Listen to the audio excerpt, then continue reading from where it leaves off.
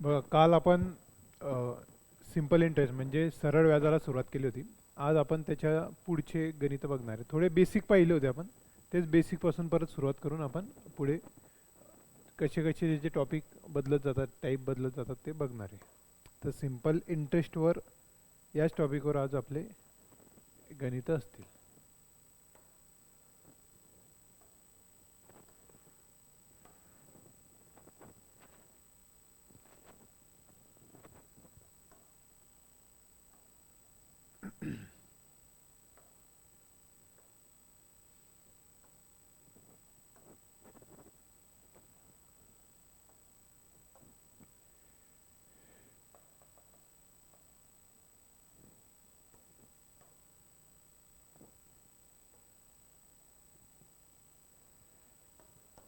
बघा, हा प्रश्न बघा.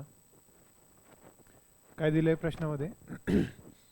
एका रकमेवर 4% दराने 5 वर्षांचे सरळ व्याज ₹960 आहे. मुद्दल आणि व्याजाचा दर तेच ठेवून 10 वर्षांचे व्याज किती असेल सांगा. बघा, शॉर्टमध्ये कसं सोडवायचं आहे? शॉर्टमध्ये कसं सोडवता येईल ते बघा. काय म्हणतोय तो बघा, की एका रकमेवर 4% दराने 5 वर्षांचे सरळ व्याज. 5 वर्षांचे सरळ व्याज किती आहे? 960. मुद्दल आणि व्याजाचा दर तोच ठेवला, म्हणजे मुद्दल जी घेतली होती ती तीच आहे, दर तोच आहे. फक्त काय केलं त्याने? व्याजाचा दर मुद्दल तोच ठेवून वर्ष फक्त चेंज केलेले. पहिले किती व्याज आलेलं आहे 5 वर्षांचं? तर 960 आलं आहे. आता त्याने काय केलं? 10 वर्षांचं व्याज विचारलं आहे. 10 वर्षांचं व्याज विचारलं आहे म्हणजे काय? त्याच्यामध्ये त्याने 5 वर्षांचे 10 वर्ष केले, म्हणजे दुप्पट केले. मुद्दल आणि दर तोच आहे. मग इथे काय होणार आहे आता, की 960 रुपये जे आहेत ते 10 वर्ष, 5 चे 10 वर्षांचे दुप्पट झाले, तर मग 960 व्याज दुप्पट होईल. कारण सरळ व्याजामध्ये व्याज सारखंच असते दरवर्षी. 5 वर्षात जितकं असेल तर 10 वर्षात ते दुप्पट झाले ना, म्हणजे दुप्पट होईल ते. कळलं? म्हणजे किती होईल ते? किती? 1920 ह्या 960ची दुप्पट. पहिलाच ऑप्शन आहे. चक्रवाढ व्याज जर असेल, चक्रवाढ व्याज, तर तिथे दरवर्षी वेगवेगळं व्याज येत जातं, कारण ते व्याजावर व्याज चढत जातं असं म्हणतो आपण. चक्र जसं वाढते तसं. म्हणजे जे पहिली मुद्दल असते ती पहिली, दुसरी मुद्दल ती बदलत जाते, कारण तिच्याने व्याज ॲड होत जातं. ते चक्रवाढ व्याजमध्ये बघू आपण. याच्यामध्ये तसं नसतं. सरळ व्याजाचं उदाहरण असलं तर तिथे दरवर्षी सारखा व्याज येतो. चला पुढचं बघा.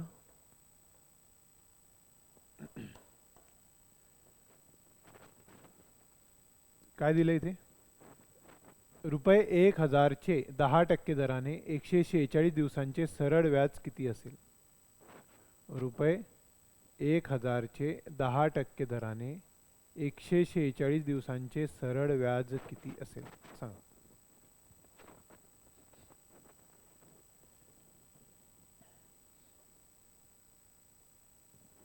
सोपा प्रश्न आहे बघा.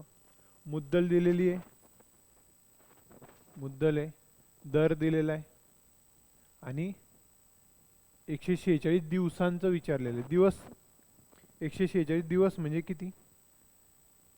किती असतील ते? वर्षामध्ये कन्वर्ट करायचे आपल्याला. फॉर्म्युला काय आपला बघा. आता बघा, आता याला अंदाजे सोडू आपण. आता लक्ष द्या की 1,000 रुपये 10% दर आहे, म्हणजे एका वर्षाला म्हणजे 12 महिन्याला किती व्याज लागू शकतं 10% दराने? 100 रुपये. 1,000चे 10% किती होतील? 100. आता 6 महिन्याला किती असतील मग? 50 रुपये.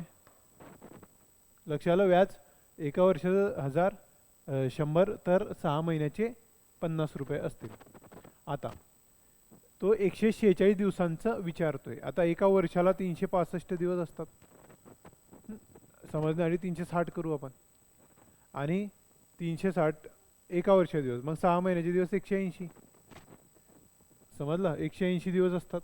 मग 180च्या आतच आहे ना हे दिवस, म्हणजे 6 महिन्याच्या आतच आहे. म्हणजे 6 महिन्याच्या आतच त्याचं व्याज होईल, म्हणजे 50च्या आतच होईल, म्हणजे 50च्या कमी एवढंच त्याला मिळेल. किती कमी कुठे दिसते ऑप्शनमध्ये? इथे 50 आहे, इथे 60 आहे, इथे 80 आहे. कमी कुठे? इथे हे, म्हणजे हे ऑप्शन येईल आपलं. कळतं 146 दिवसांचं. किंवा सोडवायचं असलं तर SI बरोबर PRT डिवाइड बाय 100. SI किती असेल ते विचारले. SI P किती आहे म्हणजे प्रिन्सिपल, प्रिन्सिपल म्हणजे मुद्दल. मुद्दल किती दिलेली आहे? 1000. दर किती दिलेला आहे? 10%. आणि वेळ किती? 146 दिवस. 146 दिवस चे 365 असं करावं लागेल त्याला. कारण दिवसांचं वर्षांमध्ये रूपांतर करायचं असतं, तेव्हा काय करायचं असतं? दिवसांचं वर्षांमध्ये करत असताना छेदात एका वर्षात किती दिवस होतात तितके करायचं. महिन्यांचं वर्षात जर करायचं असतं, काल एका उदाहरणात केलं होतं आपण, छेद 12 केले होते बघा. तर महिन्यांचं जेव्हा वर्षात करायचं असेल तेव्हा एका वर्षामध्ये किती महिने येतात? तर एका वर्षात 12 महिने. मग ते 12ने डिवाइड केलं होतं आपण. महिन्यांचं वर्षात करायचं असेल तर, म्हणजे 6 महिने म्हणजे किती वर्ष? तर 6/12 म्हणजे अर्ध वर्ष असं म्हणतो ना आपण. तसं दिवसांचं वर्षांमध्ये करत असताना दिवस छेद वर्ष आणि छेद 100. हे दोन गेले 100. हे सोडवलं तुम्ही तर तुम्हाला उत्तर याच्या जवळपास मिळेल, 40च्या जवळपास. समजलं? पण इथूनच कळते आपल्याला, म्हणून कॉमन सेन्स वापरायचा आणि या पद्धतीनं सोडवायचं. चला, काही अडचण असेल तर विचारायच्यात.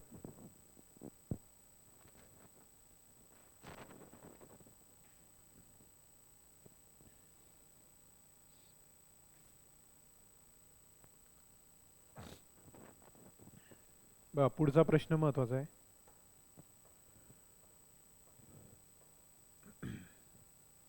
वाचा पुढचा प्रश्न. मागचा लिहून घ्या आणि वाचा.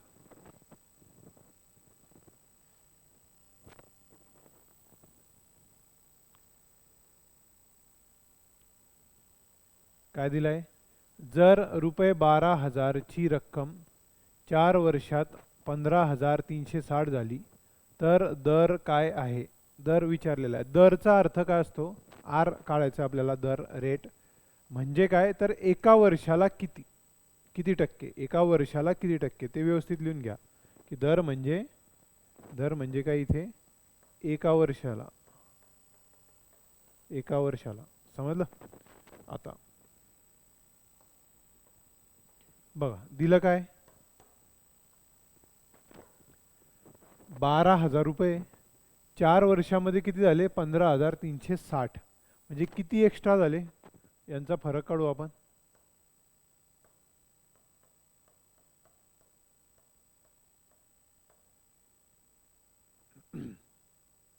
किती? 3,360. हा त्यातला फरक आहे, म्हणजे इतके जास्त आले 3,360. आता हे किती वर्षात झाले? 4 वर्षात. मग एका वर्षात किती वाढले असतील? कारण दरवर्षी सारखा व्याज आलेलं आहे, साधारण व्याज येते. इथे जर दिलेलं नाही आहे की कुठलं व्याज आहे वगैरे, तर ते साधारण व्याज असतं, सरळ व्याज असतं.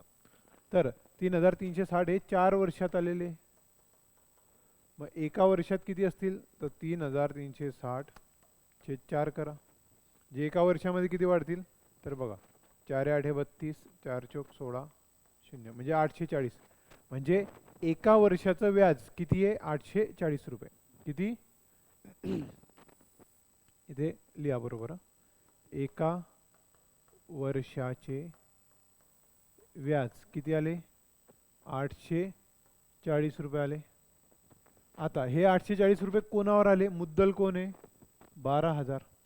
मग या 12,000चे 840 म्हणजे किती टक्के असतात? तर बघा 12,000 वर, आता हे व्याज आलेलं आहे आपलं बरं का. याचा रेट काढायचा असेल, रेट, तर ते कोणावर आलेलं आहे? 12,000 वर आलेलं आहे. किती रुपये आलेले? 840 एका वर्षाचे. गुणिले 100 जर केले तर आपल्याला ते पर्सेंटेजमध्ये किती आहेत ते मिळेल. मग किती येईल ते बघा. हे बघा, हे 1 2 3 0 1 2 3, हे 12 7 84, 7 उत्तर आलं. म्हणजे 7% उत्तर आलं. म्हणजे याचा अर्थ त्या 7% व्याज आलेलं आहे. म्हणजे दर किती असेल? 7% असेल. किती? 7%. लिहून घ्या व्यवस्थित. काय केलं या उदाहरणामध्ये ते बघा. की अडचण असेल तर विचारायच्या मध्ये, की कुठली अडचण असेल, कुठलं जर आपल्याला एखादी स्टेप कळत नसेल तर विचारायच्या.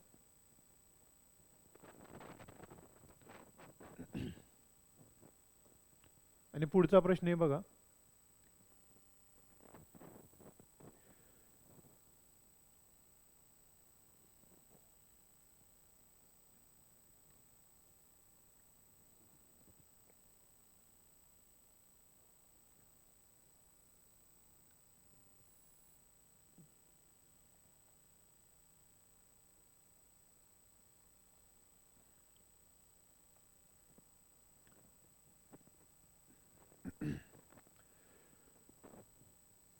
चला पुढचा प्रश्न बघा.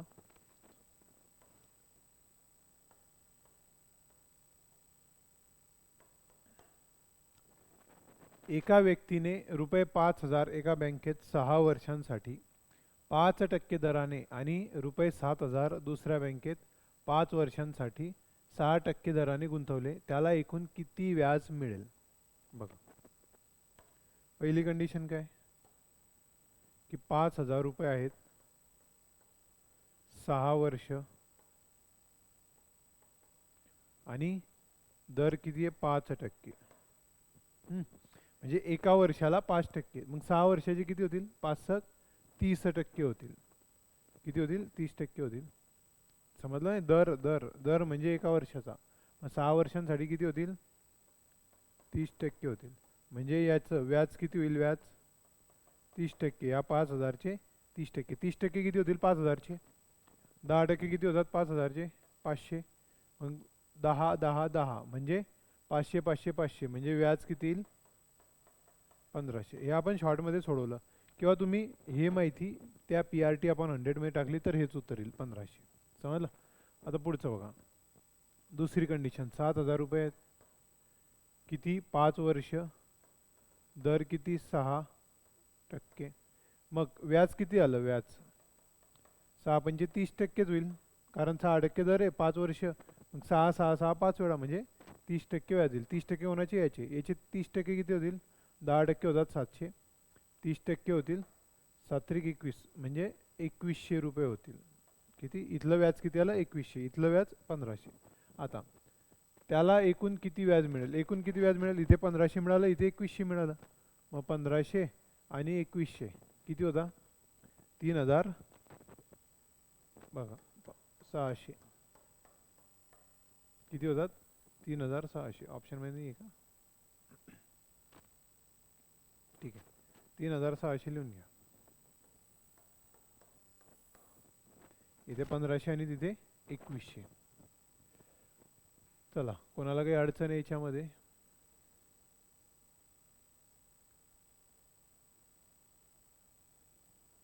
$3,600 बरोबर आहे उत्तर.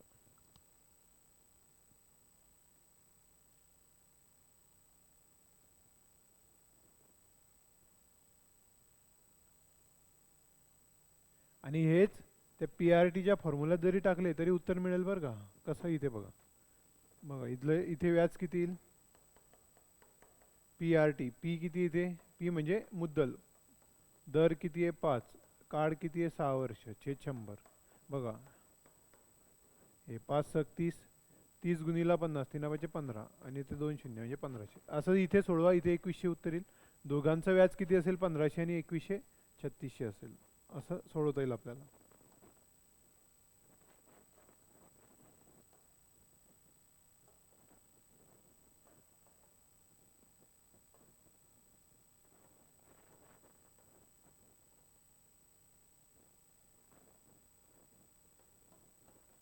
चला, काय प्रश्न पुढचा? एका रकमेचे 3 वर्षांचे सरळ व्याज ₹1,800 आहे आणि 6 वर्षांचे सरळ व्याज 3,600 आहे, तर वार्षिक व्याज दर किती आहे? बघा, आता बघा, इथे 3 वर्षाचं 1,800, 6 वर्षांचे 1,600, 3,600, म्हणजे दुप्पट झाले बघा. 3 × 6 झाले 1,800, 3,600. तर हे काय आहे? सरळ व्याजच आहे, दिलेलंच आहे ते. पण आता एका वर्षाचं व्याज किती असेल? तर 3 वर्षाचे 1,800, तर एका वर्षाचे 1,800 छेद 3, म्हणजे 600 येईल. म्हणजे एका वर्षाचं व्याज 600. आता 600चे टक्के काढायचे, पण कोणावर काढायचे? मुद्दलवर. कोणावर काढायचे आपल्याला? मुद्दलवर. पण इथे मुद्दल दिलेली आहे का की किती रुपयावर आहे ते मुद्दल? जसं आपण ते मागचं 840 बघितलं का 12,000वर, तसं इथे ₹600 आहेत पण किती वर आहेत ते ते आपल्याला माहिती नाही. तर त्याची मुद्दलच दिली नाही इथे. मुद्दल असती तर आपल्याला काढता आलं असतं. इथे मुद्दल पाहिजे, किती रुपयावर काढायचं. इथे नाही आहे म्हणून दर निश्चित करता येणार नाही. समजलं? इथे मुद्दल नाही आहे म्हणून दर निश्चित करता येणार नाही आपल्याला. समजलं? हे बरोबर आहे, मुद्दल नाही आहे म्हणून करता येणार. पुढचा प्रश्न बघा.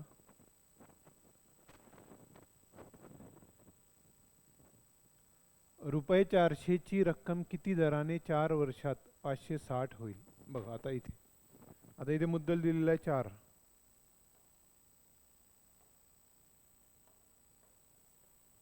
इथे किती दिलेलं आहे मुद्दल? 400 दिलेली आहे. ही 400 ची रक्कम किती होते? 560. 560 ती रक्कम झाली याचा अर्थ व्याज किती आलं असेल? तर ती किती वाढलेली आहे? 400 वरनं 560 झाली म्हणजे त्यातला फरक काढा. म्हणजे 560 मायनस 400 म्हणजे 160 रुपये हे वाढली आहे. म्हणजे ते वाढलेलं जे असतं ते व्याज असतं ना. जे वाढलेलं असतं ते काय असतं? व्याज असतं. मग इथे व्याज किती आलेलं आहे? 160 रुपये आलेले आहे. मग 160 हे व्याज झालं.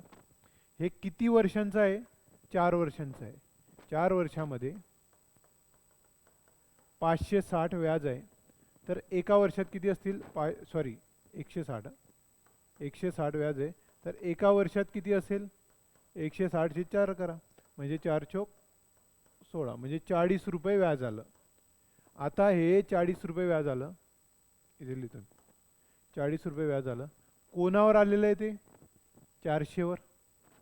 मग 400 वर 40 एका वर्षाचे गुणिले 100 करा, ते टक्केवारी काढा. मग हे जे टक्केवारी निघेल ही काय असेल? दर असेल त्याचा. एका वर्षाचं व्याज कितीवर आलेलं आहे त्याची टक्केवारी काढली तर ते दर असतं. समजलं? तर कुठला दर असेल मग? 10%. 40 रुपये व्याज आलेलं आहे 400 वर, मग 10% त्याचा दर आहे. व्यवस्थित लिहून घ्या. हे 4 वर्षात इतकी झाली होती त्याच्यावरनं एका वर्षाचं व्याज काढलं आपण, पूर्ण वर्षांचं काढलं, मग एका वर्षाचं काढलं आणि ते एका वर्षाचं व्याज किती आहे ते रुपये काढले होते आपण. तर ते 400 वर 40 म्हणजे किती टक्के? तर 10%. म्हणून याचा दर किती आला? 10% आला.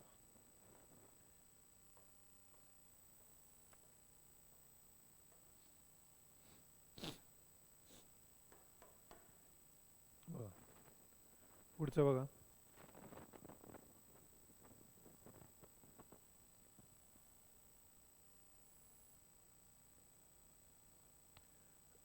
जर मुद्दलावर टी वर्षांसाठी T% दराने मिळालेले सरळ व्याज मुद्दलाच्या 1/4 पट असेल तर टी चे मूल्य काय आहे? आता इथे दिलं काय ते व्यवस्थित लिहू आपण. इथे पी दिलेला आहे का? मुद्दल दिलेला नाहीये. पी म्हणजे बी.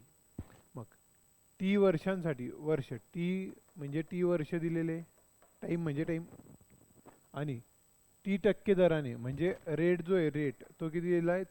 30%. हे टी सारखं दिलेलं आहे. व्यवस्थित लिहिण्याचा बघा कसं लिहिलं जाते ते, की मुद्दल पी आहे, टी वर्षांसाठी म्हणजे टी वर्ष, काळसाठी टाइम पिरियड टीच दिलेला आहे. दर आर म्हणजे T% दिलेला आहे. 2%, 5% असं नाही, T% दिलेला आहे, अक्षरामध्ये दिलेला आहे. सरळ व्याज मुद्दलाच्या 1/4 म्हणजे बघा SI सरळ व्याज किती आहे? मुद्दल च्या 1/4 पट म्हणजे 1/4 गुणिला पी असं दिलेलं आहे.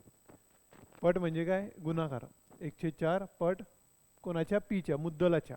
समजलं? म्हणजे SI बरोबर 1/4 पी. तर टीचे मूल्य काय असेल? आता आपण फॉर्म्युला बघू. काय फॉर्म्युला काय असतो आपला? SI बरोबर PRT डिवाइड बाय 100 असा असतो आपला फॉर्म्युला. आता यामध्ये पी SI बरोबर किती आहे? 1/4 पी गुणिला या, आणि हा पी. आर किती आहे? आर किती दिलेला आहे? T% गुणिला टी काय दिलं आहे? टीच दिलेला आहे, छेद 100 झाले. आता बघा, आता हा 100 इकडे पाठवा. इथे ऑलरेडी 4 होता छेदात. हा पी इथे येईल म्हणजे कट होऊन जाईल, पी कट होऊन जाईल, आणि हा टी गुणिला टी म्हणजे T² होईल. हा पी कट झाला. समजलं? इथे येईल ना, तो इथे गुणिला आहे, इथे भागीला येईल आणि पी कट होतील. हा 100 इकडे. अक्षरांकडे अक्षर पाठवले आपण आणि संख्येकडे संख्या असं केलं तेव्हा आपल्याला मग T², टी गुणिला टी म्हणजे 2 वेळा आहे, म्हणजे T² बरोबर 100/4. मग टी बरोबर किती? T² बरोबर याचं उत्तर काय येते 25, म्हणजे टी स्क्वेअर म्हणजे 25. तर टी बरोबर काय, याला अंडर रूट टाकावं लागेल तुम्हाला. मग टी बरोबर किती येईल 5. आता विचारलं काय त्याने बघा की टीचे मूल्य किती, तर 5 आहे. हे टीचं मूल्य किती आहे 5. काही अडचण असेल याच्यामध्ये तर विचारा, नसेल तर खालचा प्रश्न वाचा आणि हे प्रॉपर लिहून घ्या. याच्यामध्ये कशा स्टेप कशा सोडवल्या जात आहेत ते व्यवस्थित लक्ष द्या.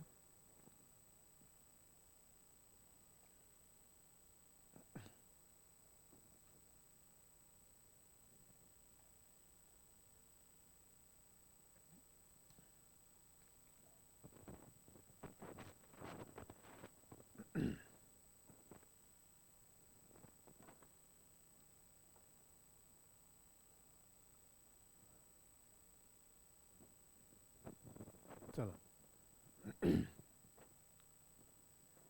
पुढचा प्रश्न बघा काय.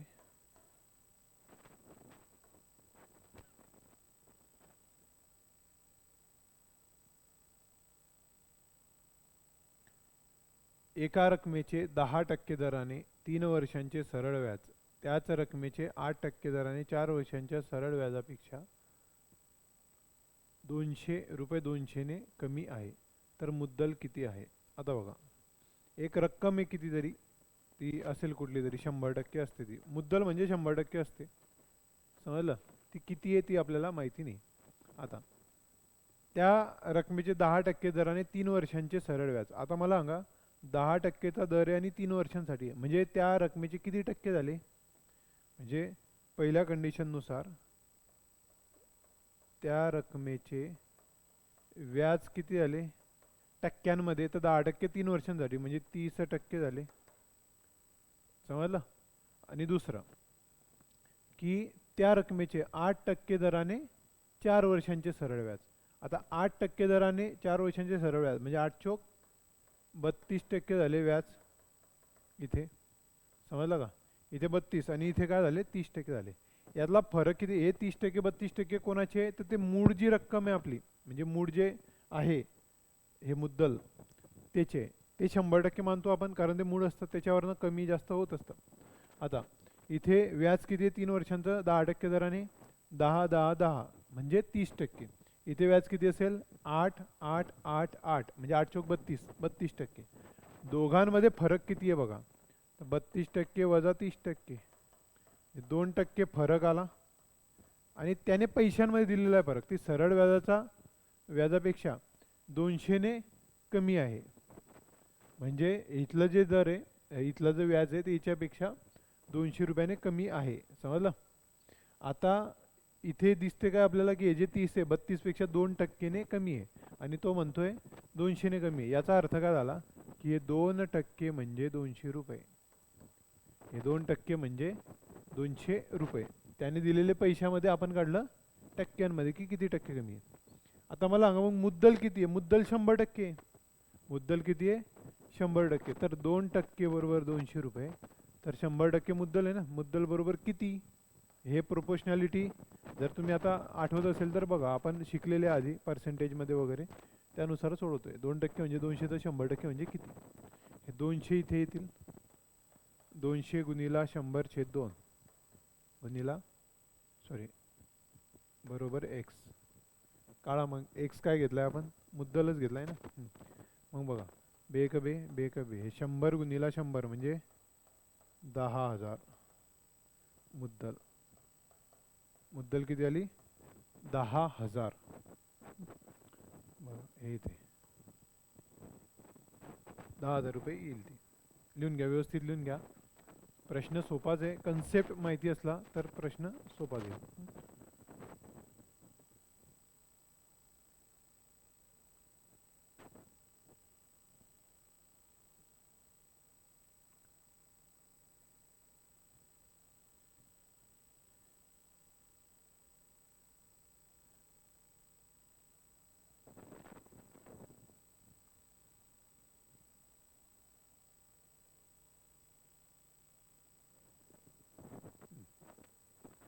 चला, काही अडचण असेल तर विचारायच्या मध्ये.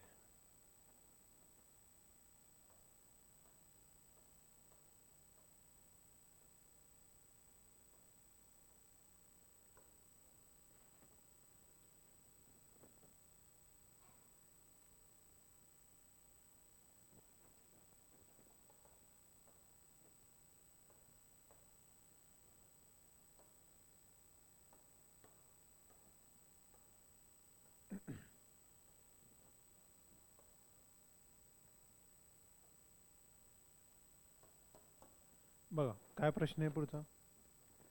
रुपये 8,000चे 6% दराने 2 वर्ष 3 महिन्यांचे सरळ व्याज किती असेल.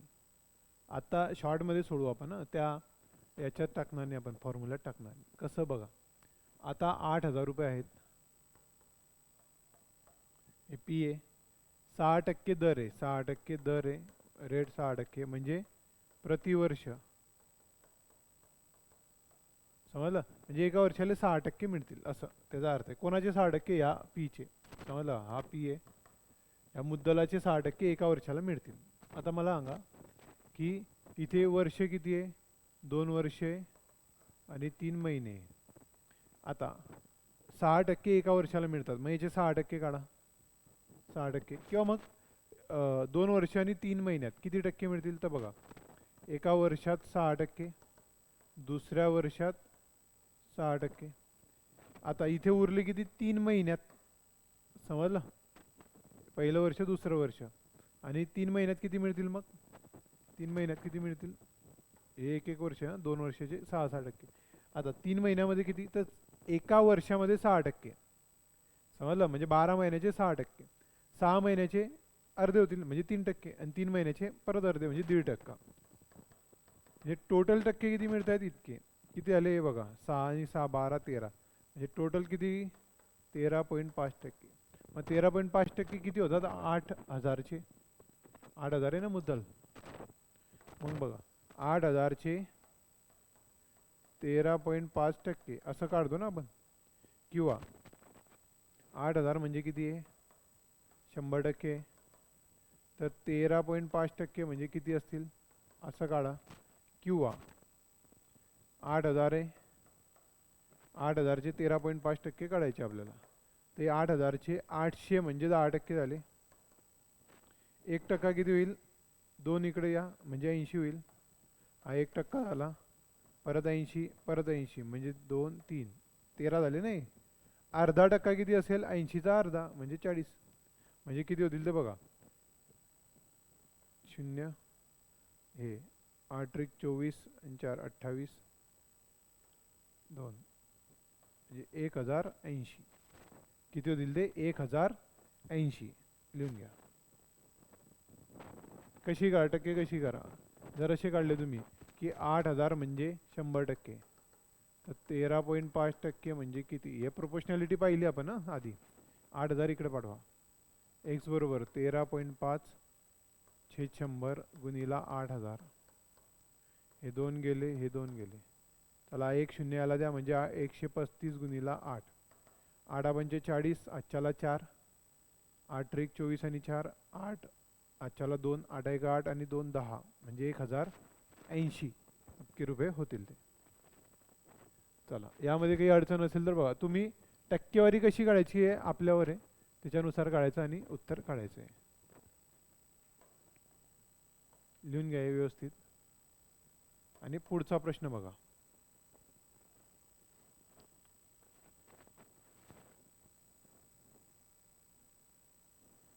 चल पुढचा प्रश्न बघा.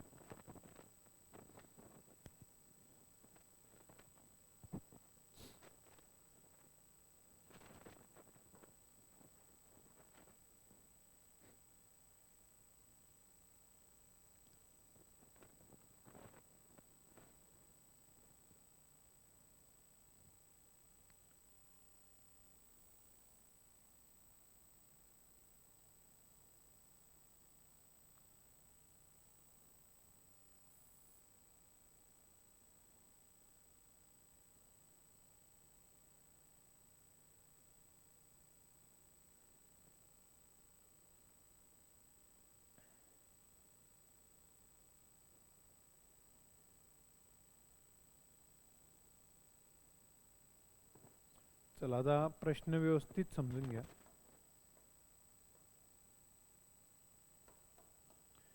सरळ व्याजाने एक रक्कम 5 वर्षात तिप्पट होते, तर ती 6 पट होण्यासाठी किती वर्षे लागतील. आता बघा, सरळ व्याज आहे, एक रक्कम 5 वर्षात तिप्पट होते म्हणजे काय, तर बघा की तिप्पट होणे म्हणजे काय, तर मूळ रक्कम किती असते, 100%. मूळ मुद्दल जी असते ती 100%. तिप्पट होणे म्हणजे काय, 3 पट म्हणजे 3 गुणीला, समजलं? म्हणजे किती, 3 गुणीला 100 म्हणजे 300%. 300% होईल ते.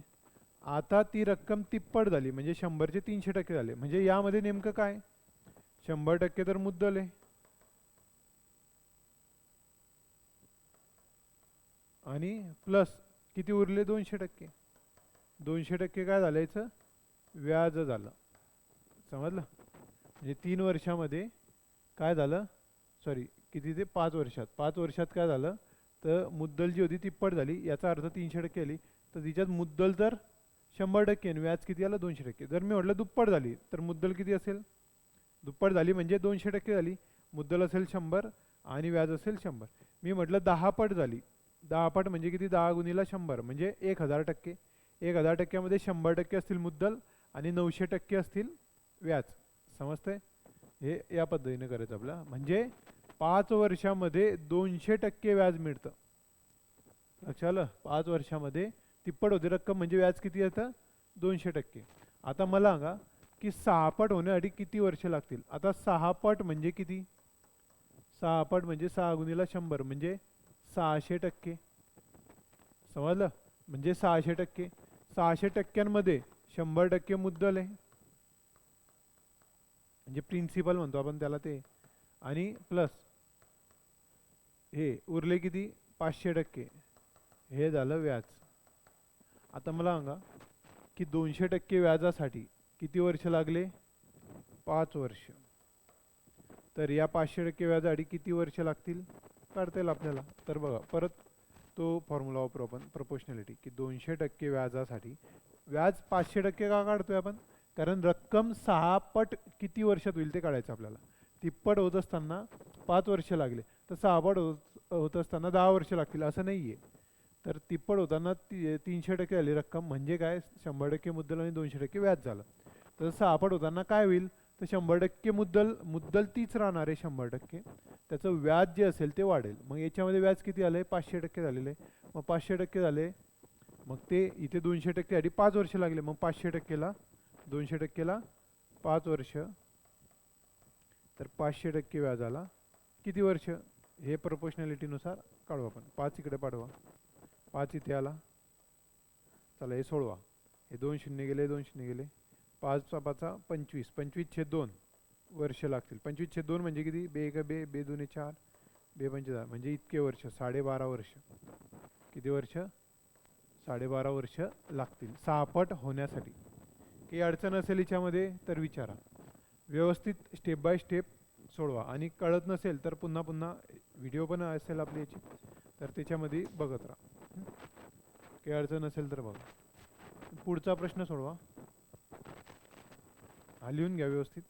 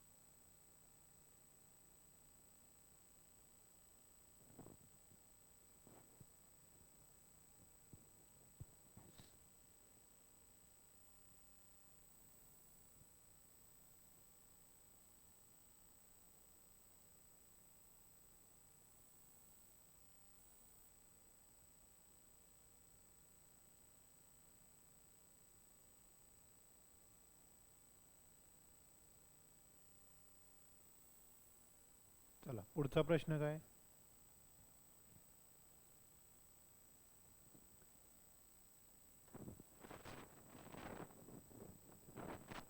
बघ काय दिलेलं आहे.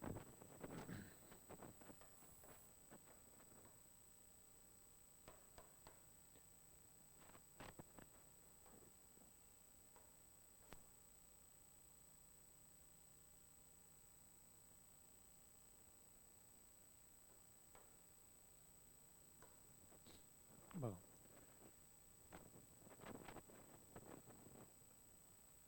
रुपये 20,000ची रक्कम 2 वर्षात 4% दराने आणि 3 वर्षात 6% दराने अशा 2 भागांमध्ये विभागली आहे. जर दोघी भागांवर मिळालेले व्याज समान असेल तर 4% दराने गुंतवलेली रक्कम किती? बघा दोघांचं व्याज समान म्हणतोय तो. आता ऑप्शनवरनं सोडवू आपण याला.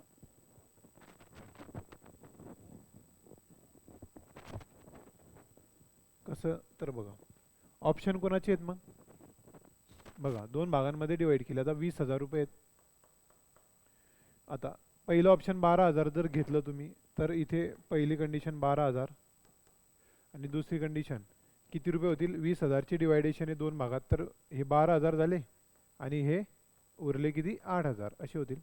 पहिल्या याच्यामध्ये 2 वर्ष आहे आणि 4% दर आहे, तर दुसऱ्या याच्यात किती? 3 वर्षे आणि 6% दर आहे. आता इथे बघा इथलं व्याज आणि इथलं व्याज सारखं आलं पाहिजे, दोघांचं व्याज सारखं आलं पाहिजे. मग हे 12,000चे 2 वर्षांचे 4% दर, 4% म्हणजे किती असेल एका वर्षात? 4%. मग 4% काढायचे, 1% येईल 120, 120 म्हणजे 1% आणि 4% येतील 12×48 म्हणजे 480 आणि 2 वर्षाचे किती होतील मग? 480 आणि 480 म्हणजे 960. बघा किंवा याचं व्याज काढा तुम्ही ह्या याच्यावर PRT/100 हेच निघेल 960. आता इथे एका वर्षाचे 6%, 3 वर्षाचे किती होतील? आता 8,000 आहेत, 1% किती होईल? 80.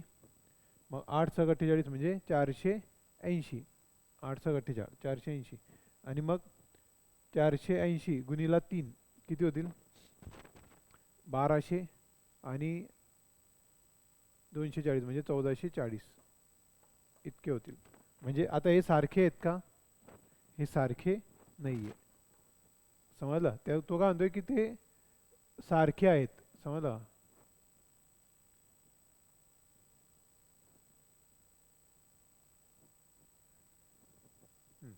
तर दोघी सारखे नाही आहेत, इथे काही मिळत नाही ते. समजलं? म्हणजे हे ऑप्शन आपलं येणार नाही.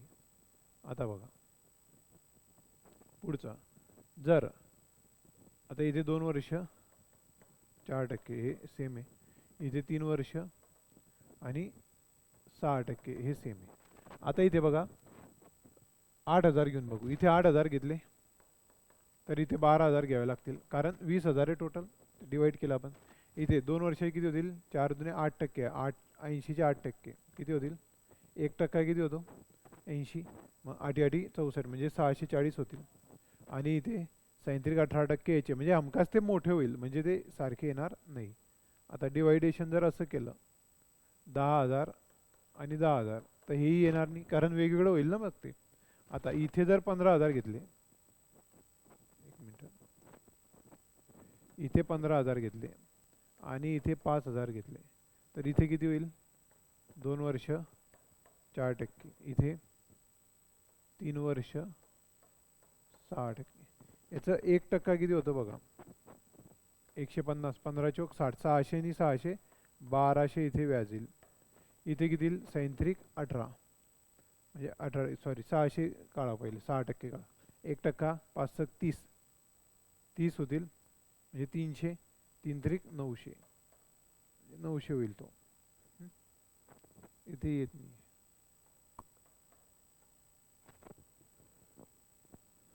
ऑप्शन चुकीचे वाटत आहेत थोडे.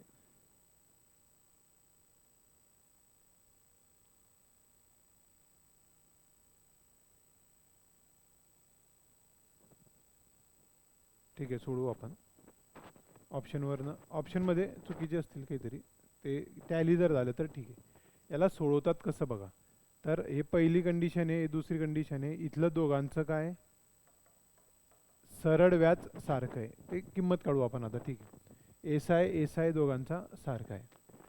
आता इथे मुद्दल, आता बघा पहिली मुद्दल आपण किती घेऊ, 20,000. सॉरी, टोटल किती आहे, 20,000 आहे दोघांची. तर याच्यापैकी ह्या 20,000 पैकी पहिल्या कंडिशनला डिवाइड केला आपण तर एक्स रुपये, समजा किती रुपये, एक्स. तर दुसऱ्या कंडिशनला किती रुपये असतील, पहिल्या कंडिशनला किती आहे, एक्स रुपये. म्हणजे मानलं आपण की 20,000 रुपयाची रक्कम आहे, दोन याच्यामध्ये डिवाइड केली आणि वेगवेगळ्या ह्या कंडिशननुसार ती व्याजाने दिली.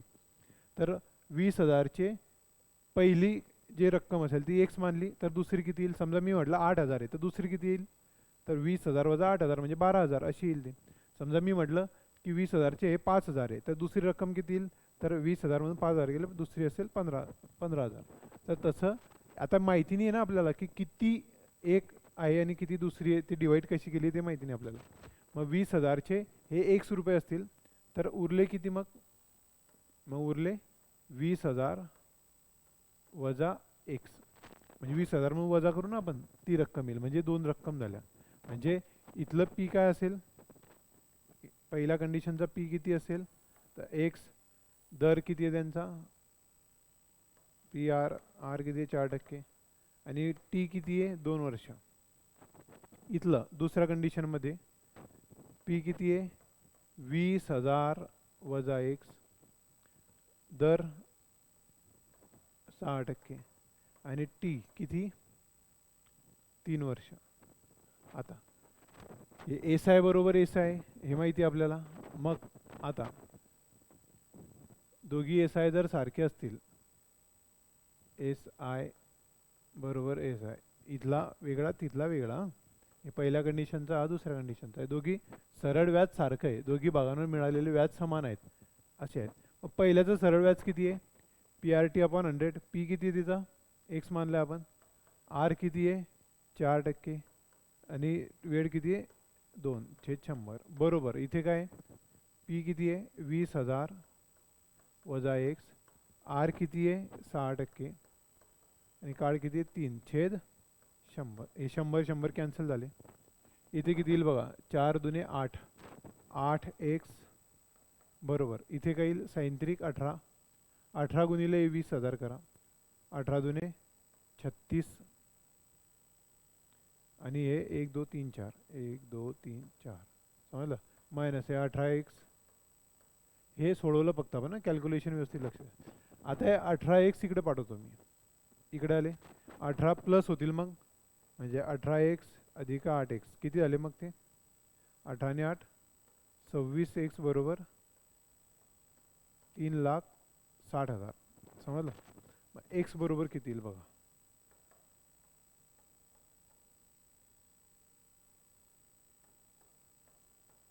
कशाने भाग जातोय दोघांना, 2 जातोय,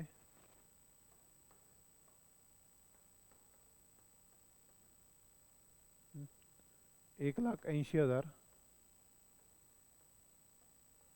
छेद 13. आता याने याला भागा, किती येईल ते उत्तर बघा, पॉईंटमध्ये येईल 13 एका 13, नंतर उरले किती 18तून 13 गेले 5, 5वर 0, म्हणजे 13 39, 11 उरले, 11वर 1 0 म्हणजे 110 झाले, 110 म्हणजे 13 8 104, 6 उरले, 13 चौक 52, 8 उरले, 13 78, म्हणजे 13,846 पॉईंट समथिंग अशी एक्सची किंमत येईल. म्हणजे एक्स किती इथे आपला 13,846 पॉईंट समथिंग, आणि इथे किती असेल 20,000 वजा एक्स करा, म्हणजे इथला तो असेल. त्याने विचारलं आहे की 4% दरात गुंतवलेली रक्कम किती आहे, 4% दराची कोणती ही, म्हणजे 13,846 पॉईंट समथिंग त्याचं उत्तर येईल. कळते 13,846 रुपये येईल. ते ऑप्शनमध्ये नाही आहे, इथे ते नाही आहे. ऑप्शनमध्ये असतं जर ते आपण टॅली करून बघितलं असतं. लिहून घ्या व्यवस्थित, काही अडचण असेल याच्यामध्ये तर बघा विचारा. प्रश्न सोपाच आहे, फक्त थोडा ट्रिकी आहे.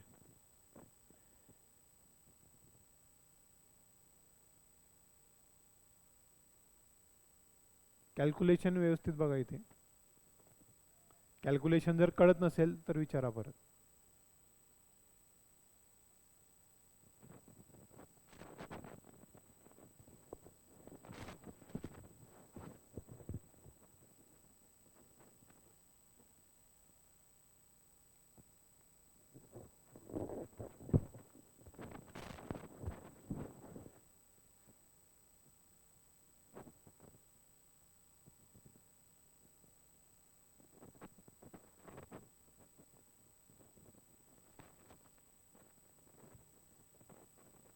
पुढचा प्रश्न बघा.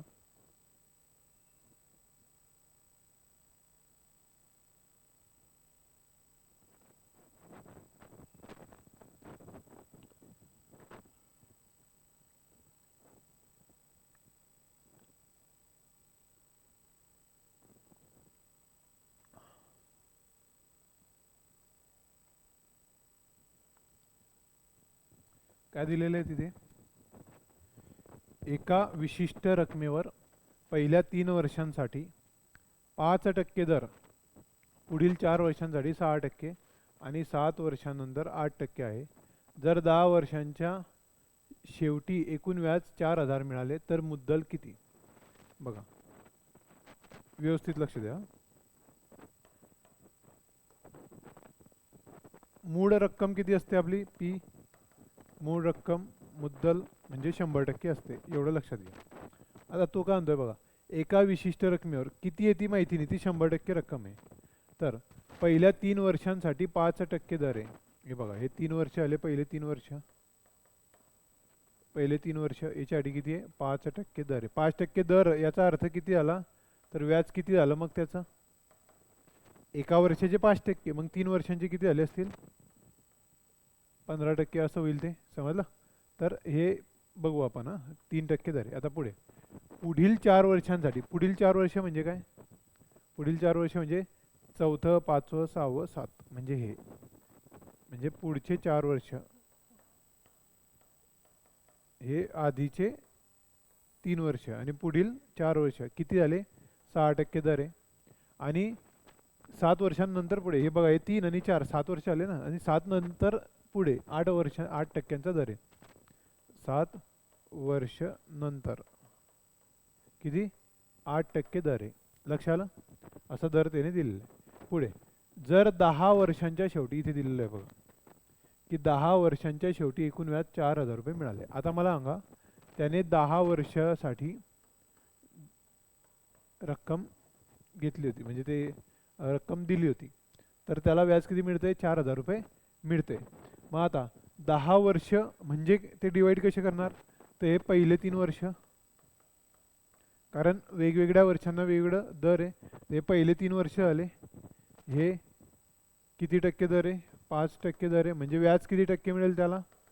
एका वर्षाचे दर आहे हा दर, तर एका वर्षाचे 5%, तर 3 वर्षाचे किती होतील? 5 त्रिक 15, 5 5 5 असे, म्हणजे व्याज किती मिळेल? 15% मिळेल.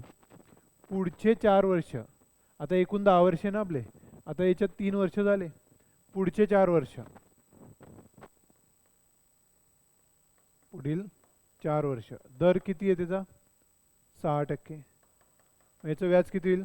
6 चोक 24%. एका वर्षाचे 6%, तर 4 वर्षांचे 6 चोक 24%. आता पुढे इथे 3 आणि 4 7 वर्ष आले.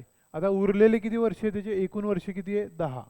10 पैकी 7 गेले, म्हणजे पुढील 3 वर्ष उरले. आता यांच्यासाठी व्याज किती आहे? बघा, 7 वर्षानंतर जे वर्ष येतील त्यांना प्रत्येक वर्षी म्हणजे 8%चा दर आहे. मग इथे कुठला दर आहे? 8%, पुढील 3 वर्षासाठी. मग 8 त्रिक 24% आले, समजलं? म्हणजे टोटल व्याज किती मिळालं? टोटल व्याज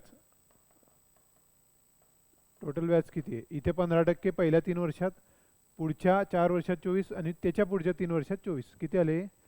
4 आणि 5 आणि 4 9 आणि 13, चला 1 2 4 6, म्हणजे 63% व्याज मिळालं त्याला. किती टक्के व्याज मिळालं? 63%. तर बघा,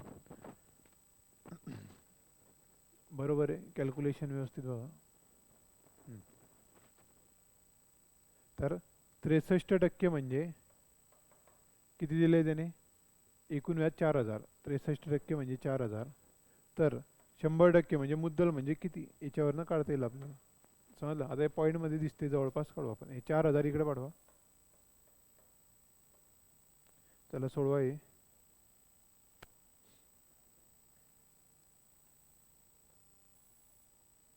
बघा याला समजा मी 64 घेतो. जवळपासचं उत्तर घेऊ आपण. किती येईल? 4ने भाग जातो बघा. 4 1 4, 4 सक 24. 4 1 4 गेला. परत याने 4 चौक 16 इथे जाईल 25. 4ने भाग जाईल. परत 4ने याला जाईल 250. 250 गुणिला 25. 25 गुणिला 25 तुम्हाला माहिती आहे 625 आणि हा एक 0 म्हणजे 6250 च्या थोडं जास्त असेल इथे. सॉरी त्याच्यात जवळपास असेल 6000. हे मोठं केलं होतं ना आपण. हे मोठं केलं म्हणून हे कमी आन्सर आलं आहे. समजलं. हे कमी असतं ते अजून जास्त म्हणजे याच्यापेक्षा थोडं मोठं असेल 6250च्या. हे ऑप्शन चुकीचे इथे. ठीक. करा हे कम्पेअर करा व्यवस्थित. काय काय दिलेलं आहे 3 वर्ष 4 वर्ष काय घेतलेलं आहे ते बघा आणि इथे कम्पेअर करा. फिगर चुकीची दिली तिने फक्त.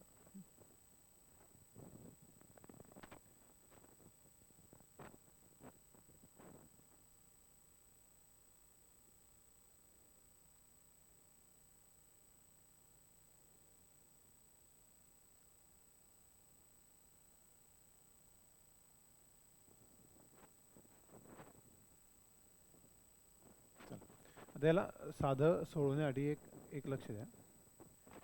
इथे काय करू आपण 100% जे ते पी ए माहिती आपल्याला. व्याज किती आलं हे इथपर्यंत समजलं 63%. ते 4,000 ऐवजी 6300 रुपये करा की 6,300 रुपये व्याज मिळालं असं करा. म्हणजे उत्तर जे असेल आपलं सोपं येईल. म्हणजे कॅल्क्युलेशनमध्ये येईल ते. असं असलं जे असेल तेच कम्पेअर करायचं आपल्याला. पण इथे चुकीचं म्हणजे पॉईंटमध्ये दिलेलं ऑप्शन चुकीचे दिलेले. आपण समजण्यासाठी हे करू की रुपये 6,300 रुपये त्यांना व्याज मिळालेलं आहे. आणि इथून किती व्याज दिसते टोटल व्याज 63%. म्हणजे आपल्याला मग कम्पेअर करता येईल आता इथे की 63% म्हणजे 6300 रुपये. तर 100% म्हणजे किती रुपये असं म्हणता येईल. हे 6300 इथे पाडवा. आता 63 एक 63 हे 100 गुणिला 100 म्हणजे 10,000 रुपये.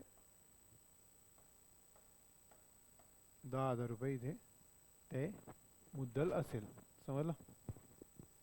हे ऑप्शन वगैरे नाही आहे त्याच्यात. हे समजण्यासाठी की हे कम्पेअर कसं केलं आता त्यासाठी घेतलं आपण.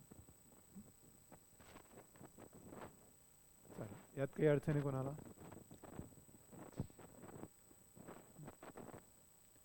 कोणाला काही विचारायचं आहे यात?